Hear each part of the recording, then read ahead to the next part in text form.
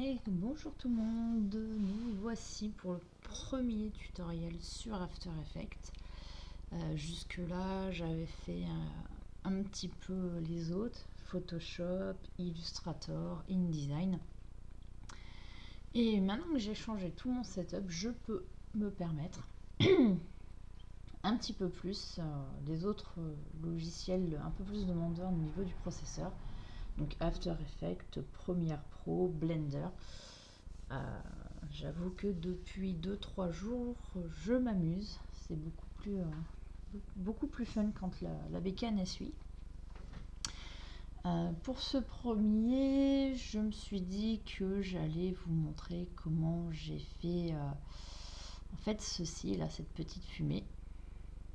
Voilà, qui, on est d'accord, n'est pas parfait, hein, mais voilà, donne un effet un petit peu plus sympa qu'une image fixe ou autre.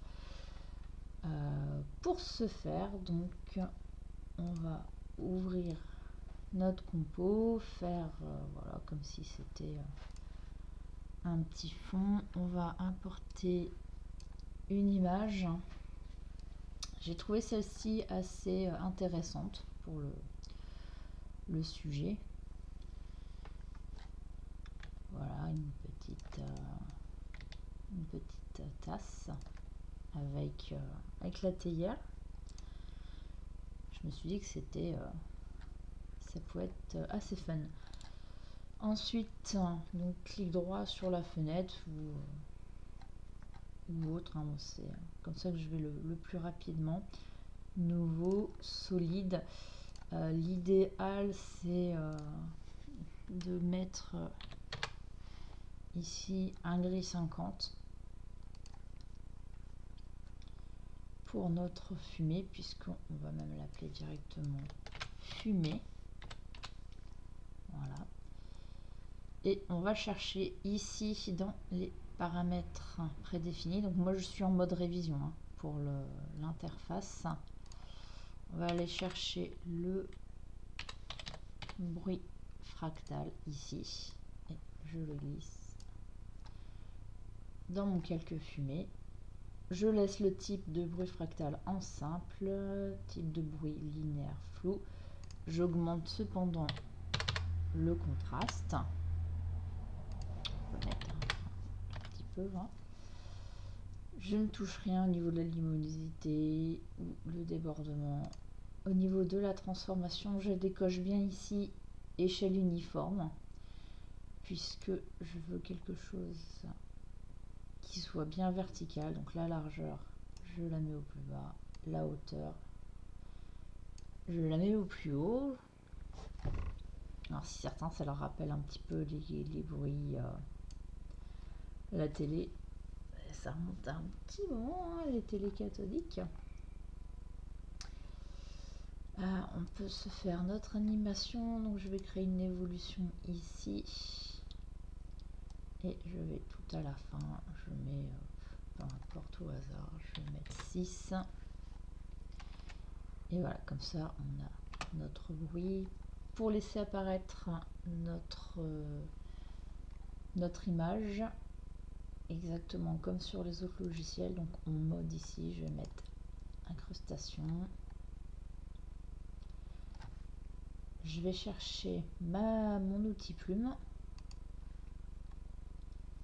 et je vais créer un masque, donc toujours en étant sur le calque fumé. Voilà, quelque chose qui ressemble un peu à ce qu'on pourrait mettre en forme de fumée.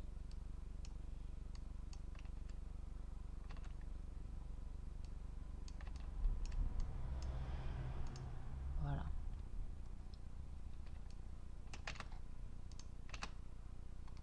Alors on est d'accord qu'on ne va pas s'arrêter à ça. On va à l'intérieur ici de fumée, masque 1. Pour le contour du masque, on va faire un contour à peu près 70. Donc le contour, vous voyez, c'est ce qui définit, hop, si on reste serré à notre tracé, ou si voilà, on déborde un petit peu. trop n'est pas nécessaire. Donc, voilà, 70, ça fait un petit décalage. Au niveau de l'opacité, pas non plus que ce soit trop marqué. On va descendre à 60. Et l'expansion du masque. Hop, vous voyez, là c'est pareil. C'est si on écarte ou si on diminue. Donc là, on va diminuer pour que ça reste quand même bien au-dessus de notre théière. Je vais mettre -8. Donc voilà, ça fait déjà un petit effet, hein, comme s'il y avait bien quelque chose. Je vais rajouter en effet à ce bruit fractal un flou,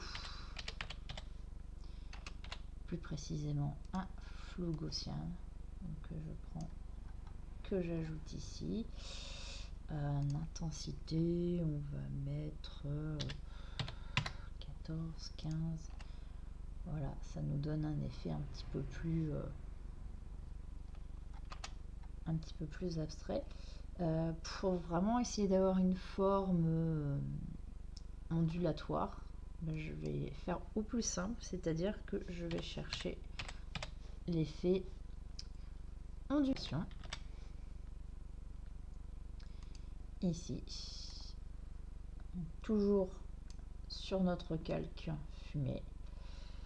Je vais par contre déplacer son centre, donc le centre qui est ici. Je vais lui dire de partir de l'embout de notre théière. Je vais lui augmenter le rayon à peu près, oui, 60, c'est bien. Vous voyez, c'est comme lorsque vous jetez une pierre, voilà, ça tombe. On va laisser en asymétrique. Je vais peut-être diminuer la vitesse, que ce soit pas non plus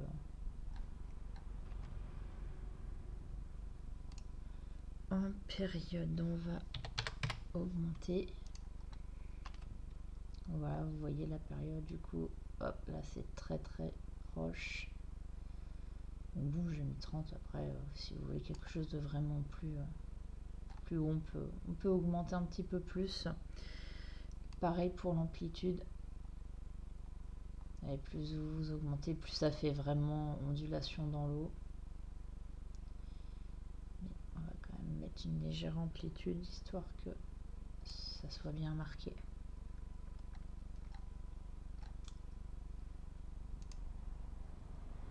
Et voilà, donc cela vous donne un petit effet de fumée. Voilà, qui est assez simpliste, hein, mais ça fait quand même son taf, surtout sur des petites images comme ça. Là, ce qu'on peut faire, on peut par exemple dupliquer l'image et puis voilà, la mettre ici, en raccourcissant un petit peu pour que ça aille, voilà, également sur la tasse. Donc là, pour éviter que ce soit trop copier-coller, ce qu'on peut faire, c'est ici le mettre symétrique. Voilà.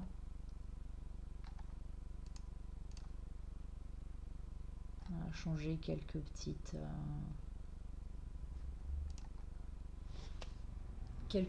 infos. Et voilà, nous avons donc une petite fumée, légère petite fumée, qui peut être sympa sur une petite animation, ou plus longue, hein. Là j'ai fait 10 secondes, on voit que le retour est pas simple, mais voilà, c'est ce que j'ai donc sur mon overlay animé. Donc si ça vous a plu, n'hésitez pas à suivre la chaîne Twitch ou la chaîne YouTube, ou les deux, hein. Ça ne va pas me poser problème, bien au contraire. Et mettez-moi en commentaire si vous avez des petites choses que vous voulez que je mette en tutoriel, donc toujours sur Photoshop, Illustrator, InDesign ou du coup maintenant les autres logiciels un petit peu plus demandeurs. Je vous fais de gros bisous, je vous souhaite une bonne journée et puis à plus.